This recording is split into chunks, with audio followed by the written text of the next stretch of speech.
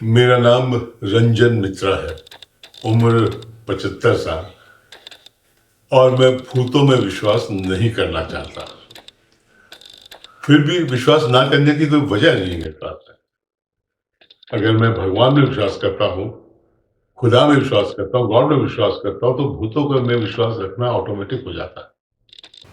अगर मैं भगवान में विश्वास करता हूँ तो भूतों में भी विश्वास होना चाहिए, क्योंकि अगर भूतों का डर नहीं हो तो भगवान, खुदा, गॉड, इनका भी कोई इंपॉर्टेंस नहीं रहेगा।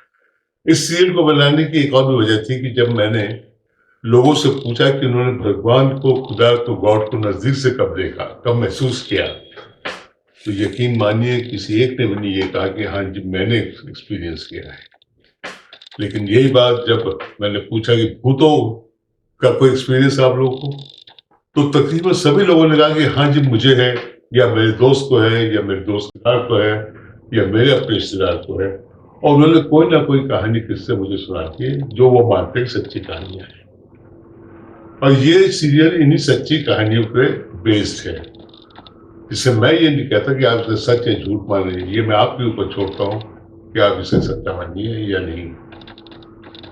खैर, मैं इस सीरियल का पहला एपिसोड जो है वो अपने खुद के एक्सपीरियंस से मैं बताने जा रहा हूँ। ये बात कोई 1958 की है, जब मैं 9 या 10 साल का रहा हूँगा।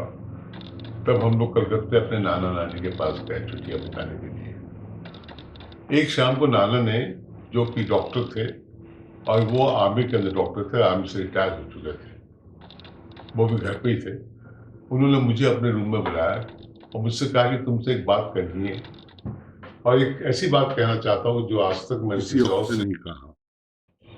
तो मैं खुद चौंका कि ऐसी कौन सी बात नाना जी मुझसे करने जा रहे हैं।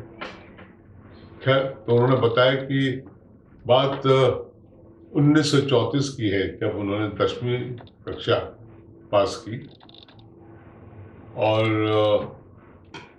उन दिनों मेडिकल कॉलेज के अंदर एडमिशन आपको 10 क्लास पास करने के बाद, जिसे मैट्रिक कहा जाता था, मैट्रिक पास करने के बाद में मेडिकल स्कूल के अंदर एडमिशन हो जाती थी। कैलकाटा के अंदर सबसे पहला मेडिकल कॉलेज था, और यकीन जानिए कि उसके अंदर हिंदुस्तानी को एडमिशन मिलनी बहुत मुश्किल थी, क्योंकि अंग्रेज़ों का ज़माना था। सबसे पहले प्रायोरिटी जो थी अंग्रेज़ों को दी जाती थी। 10वीं कक्षा पास करने के बाद में उनकी शादी कर दी गई। उस ज़माने में ये बाल विवाह आम थी, और 10वीं के बाद तो शादी और गौना दोनों ही हो जाता था। जब ये मेडिकल स्कूल में जाने की बात हुई, तो घर वालों ने कहा कि नहीं साहब, आप अपनी पत्नी को भी अपने साथ लेके जाएंगे। तो ये अपनी पत्नी को लेकर असम डिब्रूगढ़ पहुंचे। डिब्रूगढ़ के अंदर, तो असम की कैपिटल है, वहाँ पे असम मेडिकल स्कूल था, तो इनको वहाँ पे एडमिशन मिल गई। ये वहाँ पे गए, उन्होंने अपने एडमिशन लिया, वहाँ पे एडमिशन मिली। लेकिन उनको पता लगा कि वो पत्नी के साथ में कॉलेज के हॉस्टल में नहीं रह सकते। तो वहाँ पे किसी ने बताया कि यहाँ से 1 किलोमीटर दूर थोड़ा सा जंगल के अंदर एक हवेली है, उस हवेली के अंदर उनको शायद रूम मिल जाए, अगर आप जाके पता करें। तो ये वहाँ पे गए। वहाँ पे दरबान था और एक केयर टेकर था।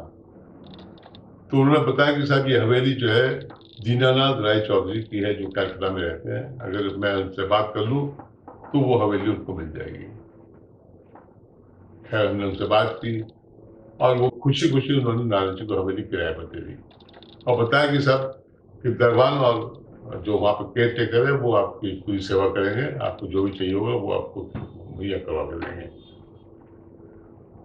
तो मैं नाना जी नानी को लेकर उस हवेली में पहुंच गए। नानी प्रेग्नेंट थी, ऐसी बच्ची का जन्म दिया। लेकिन वहाँ पर एक ट्रेजेडी हो गई।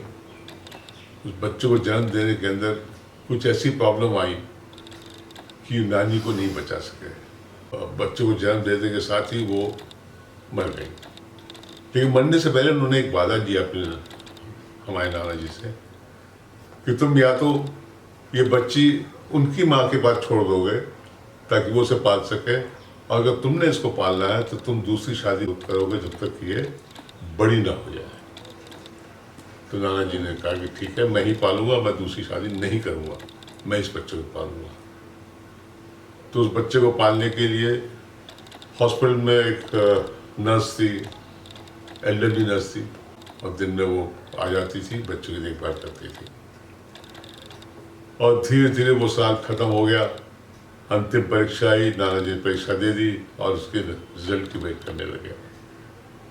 और ये वो दिन आ गया जिस दिन इस बच्चे का जन्म हुआ था। तो नाना को समझ में नहीं आया कि उसका जन्मदिन मनाए या अफसोस मनाए कि नानी उनको छोड़ के चली गई। बहुत गमगीन थे। शाम हो चुकी थी, रात आने वाली थी, नर्स अपने घर चली गई थी। जो वहाँ पे केयर टेकर था, उनका खाना बना के टेबल पे लगा के चला गया था। दरबान अपने रूम में था। बहुत सन्नाटा था, चारों ओर थोड़ी धुंध छा गई थी क्योंकि मौसम सर्दियों का था।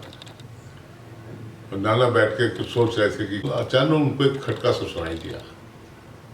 चौक के बाहर देखा तो एक सफेद साया वहां पे खड़ा हुआ था, और साय को देखते ही वो पहचान गए कि ये नानी की आत्मा थी। पास जाकर उनसे बात करना चाह रहे थे, लेकिन वो बात नहीं सुन रही थी। उनको इशारे से मना कर रही थी कि मेरे पास मत आओ, मेरे पास मत आओ।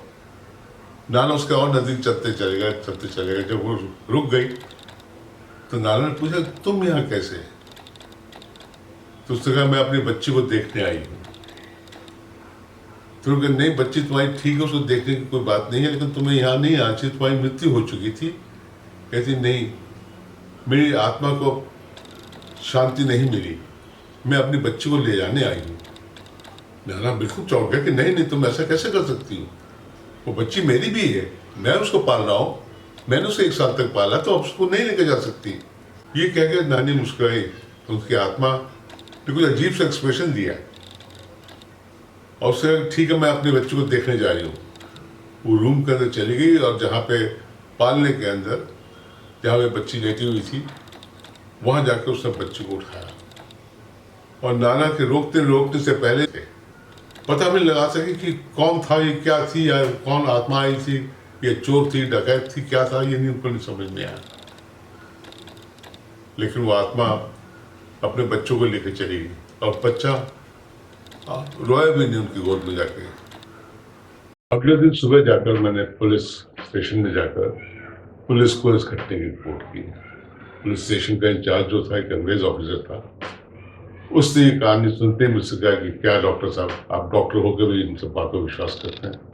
प्लीज जाइए यहाँ से, घटना सच नहीं है। ये बात भी सच्ची थी। मुझे लगा कि मैं डॉक्टर हूँ और भूतों विश्वास करता हूँ। ये सोचता हुआ मैं कहीं चल ही रहा था, इतने में पीछे से मुझे किसी ने आवाज दी।